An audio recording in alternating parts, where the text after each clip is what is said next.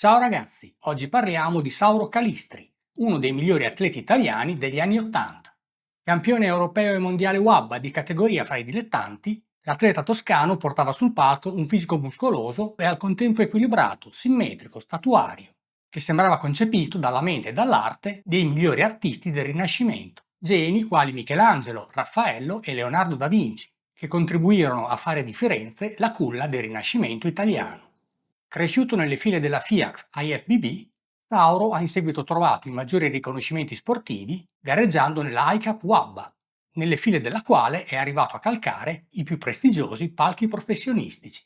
Sebbene oggi un po' dimenticato, Calistri è stato una delle colonne che hanno fatto grande la cultura fisica italiana degli anni Ottanta. Un campionissimo che si inseriva a pieno titolo nella ristretta cerchia dei campioni del blocco NABBA-WABA che si proponeva come un'alternativa al crescente strapotere della IFBB. Parliamo di atleti quali Filippo Massaroni, Piero Venturato, Roberto Zartinoni, Magdi Macran, solo per citarne alcuni. Un'epoca nella quale non esistevano i social e si potevano ammirare i campioni solo attraverso le pagine patinate delle riviste di settore o seguendo seminari ed esibizioni.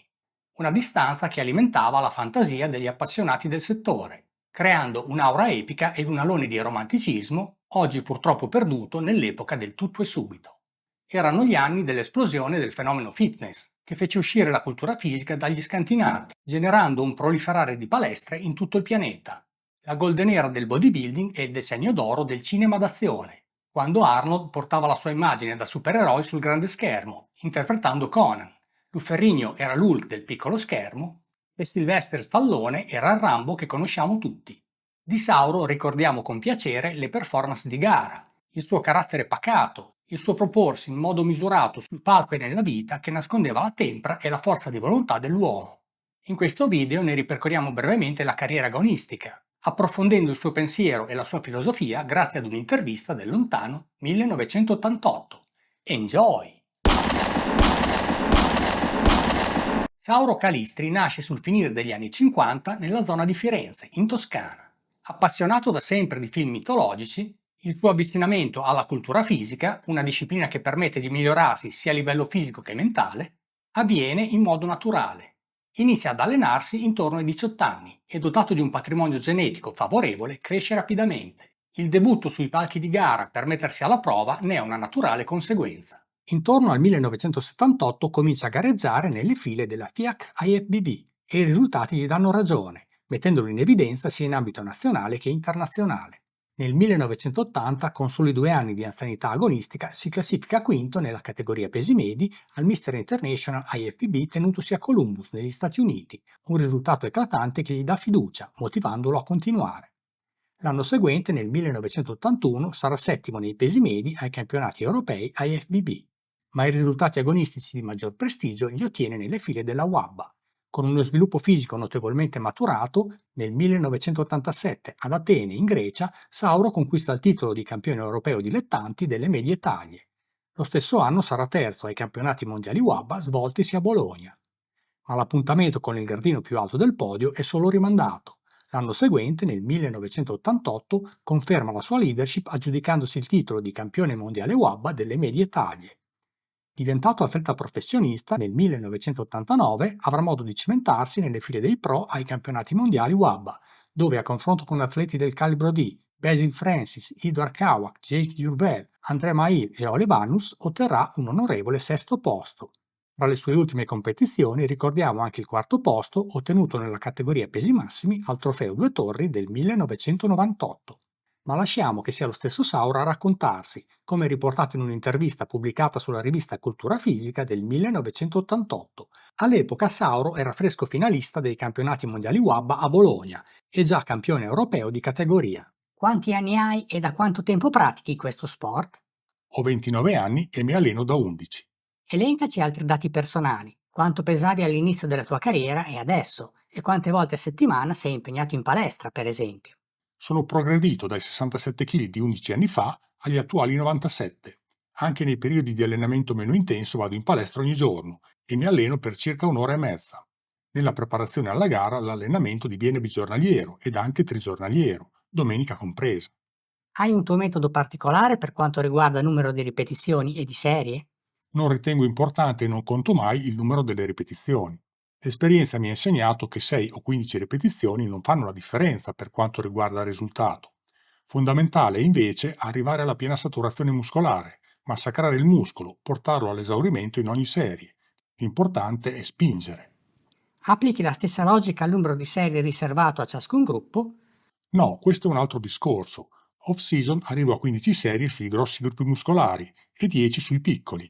E man mano che la gara si avvicina aumento il carico di lavoro fino a 40-50 serie per gruppo. Un fatto che vale la pena di sottolineare.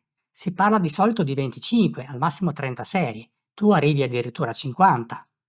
Devi tenere presente che l'aumento avviene in modo molto graduale, man mano che aumenta il livello di allenamento. In più è ovvio che aumentando il volume di lavoro cala l'intensità. Lo scopo di un così elevato numero di serie ed esercizi è quello di stressare ed evidenziare ogni minimo dettaglio muscolare. Né si deve pensare che sia un allenamento proibitivo.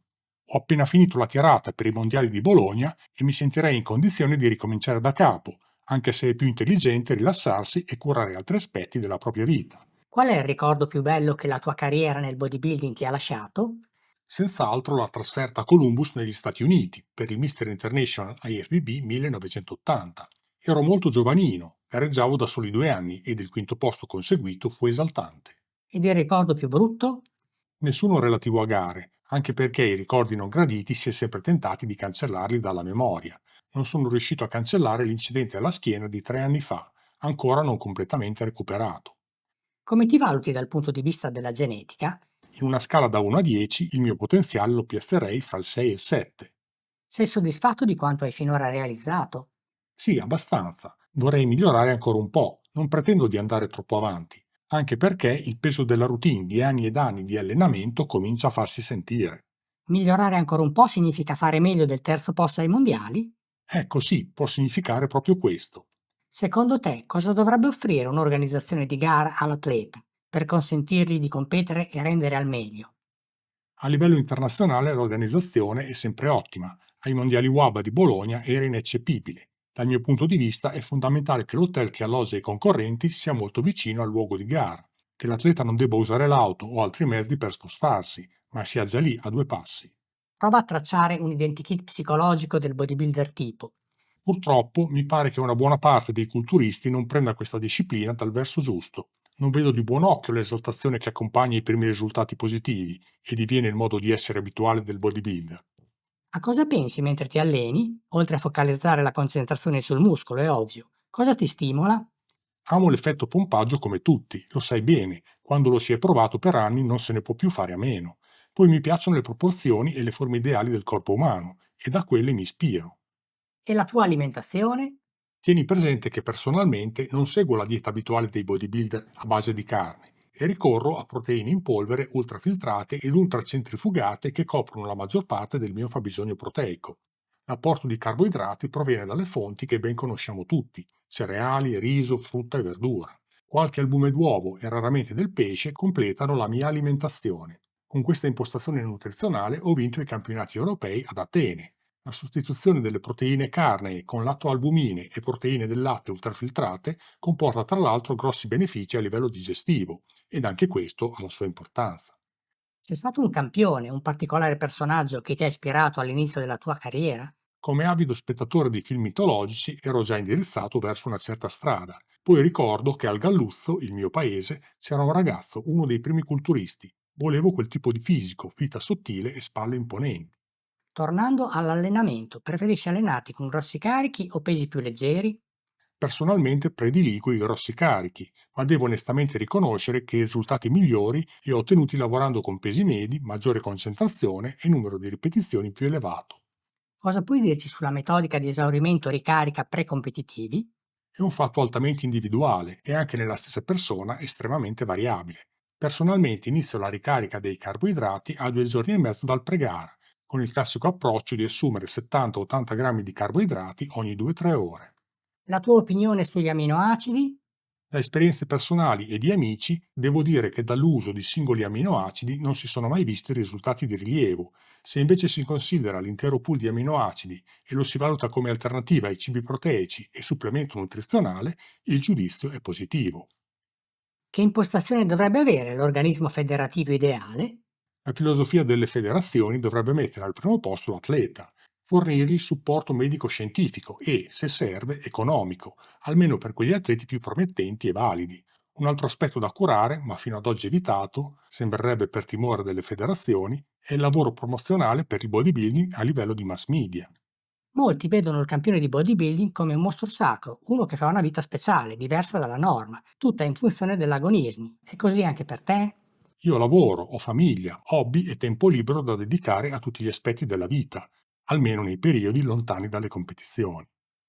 Riassumendo, Sauro Calistri è stato uno dei migliori atleti italiani degli anni Ottanta, campione europeo e mondiale WABA fra i dilettanti nella categoria medie taglie, con un percorso agonistico che lo ha portato a calcare anche i palchi professionistici.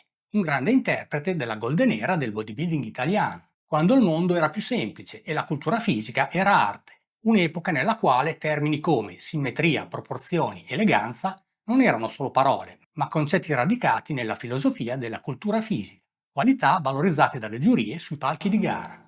Partito dalla culla del Rinascimento e arrivato ai vertici della cultura fisica internazionale, Sauro è stato uno dei protagonisti e interpreti dei ruggenti anni Ottanta, il periodo storico che vide nascere e svilupparsi il boom del fitness e il filone dei film d'azione. Il tempo scorre veloce, il mondo cambia, tutto passa, tutto va. L'importante è non dimenticare le proprie radici. Di Sauro ricordiamo con piacere le performance di gara, il suo carattere pacato, il suo proporsi in modo misurato sul palco e nella vita che nascondeva la tempra e la forza di volontà dell'uomo.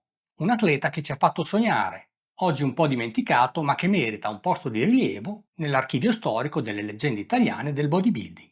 Ciao, alla prossima!